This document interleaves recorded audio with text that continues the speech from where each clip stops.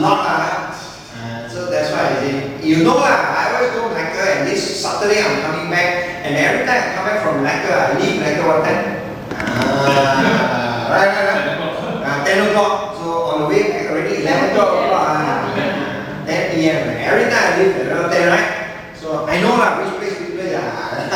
That's why I always put the willow leaf there. No need to chant so much, or else my mouth learn.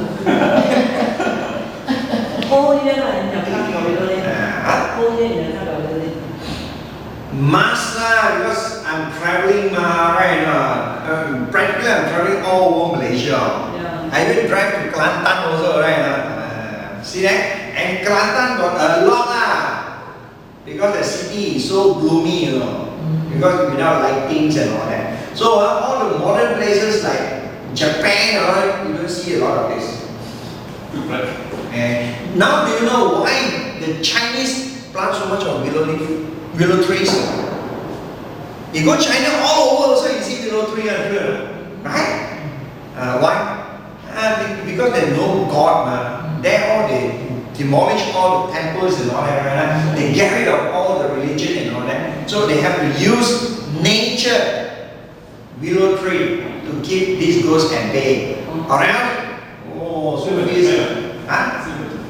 Same as Japan. Japan also got a lot of willow trees all around. So you see, these are nature things to keep them at bay. And it's there. It's there. So it's not that you don't want to believe the Chinese custom. We need to practice certain things and do it because it's there. We don't want to be superstitious, but we can still practice these thousands of years of culture. You know that even like Japanese was so modern, and you're asking a question, even the Japanese cannot answer you. What kind of smell is willow leaf? They can't even answer you. You see? So willow plants naturally will keep the spirit at bay. That's what I mean? But if you keep this kind of thing in your own business permits or at home all the time, then got no business.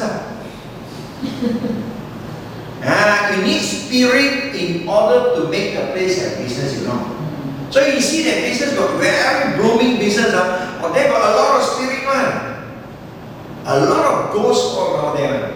So you see that restaurant, a lot of people that going there, they show a lot of ghosts. So enjoy the food. So they only got business, without that, they haven't got business. So that is how it is. So you cannot keep all this at your business permits all the time. So when people ask you to plant willow plants at your business permits, that one will actually stop you from getting a lot of businesses. So at certain times during the Cultural Revolution in China, you see that China was actually secluded or locked in with no tourists, nobody going thrown out. But now because China is cutting down all these willow trees to have what? Apartments, building all coming right. So you see it's booming. So unlike 10, 20 years ago, you still see a lot of willow trees beside the riverfront, right? But now you're seeing lesser and lesser and lesser. Similar to Japan, old buildings will actually get rid of all this. True? You see all this, Then only you see more people coming. But you keep them too much at bay, then there is no balancing. You must have the yin, then only the yang will come. You have to remember this theory. When a supermarket is booming, that means the yin is strong, then the yang will come. When you don't have the yin, the yang also won't come. You understand what I mean? So it's natural. What we are talking is on, you see, supermarket and restaurant. Why? Because that is where they want the food. They want to get the food. So normal trading one, you don't. But you see where they have foods, right? Cook foods and all that. And they need a lot of this yin to balance the yang. Understand? So during this period, you would see a lot of this around. Yeah? Okay? Right? So we say that you have to be careful. One more thing, the Chinese will always say that please don't whistle at night. You see, I heard your mom say before, don't whistle at night. Whistling actually is an act of calling them, you know. Once you whistle, they'll come. So during this 7 months, if you whistle, then everyone will follow you.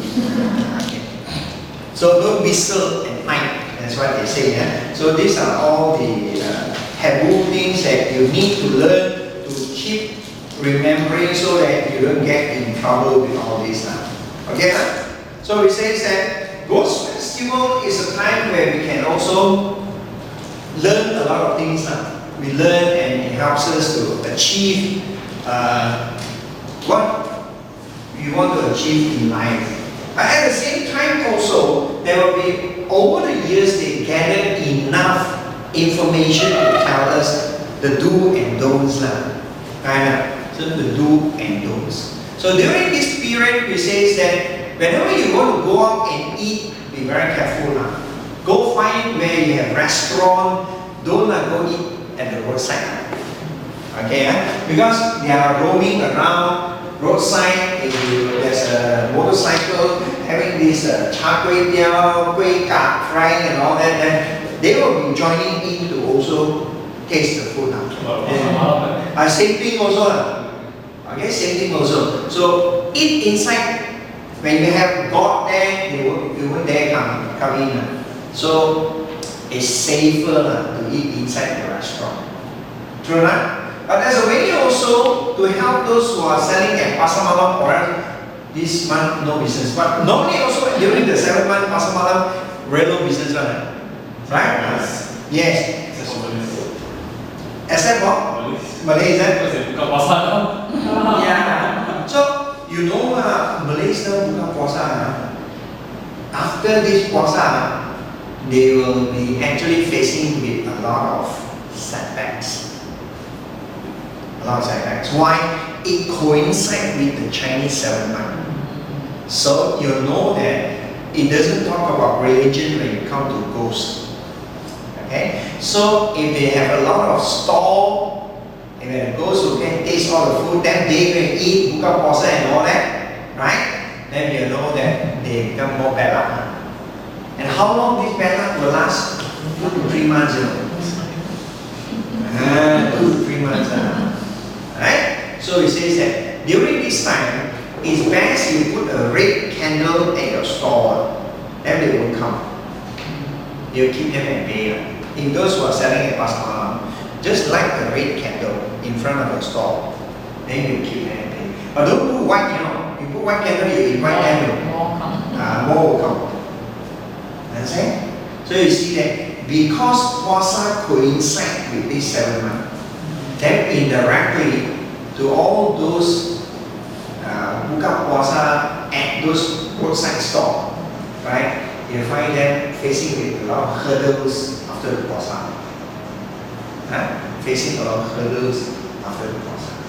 So it becomes a tough time, difficult time, right? And especially this year, the 7 month is also the Hai Sui month. This month, 7 month is also the what? The Jupiter month. The biggest Hai Sui month. This month, you know. So whatever wrong or whatever setback you face and encounter this month, it will triple, you know. But whatever good you do this month will also triple, you know. So if you are at your best luck, go ahead. But if you are not doing so well, go ahead. You must read in Cantonese, you know. Okay.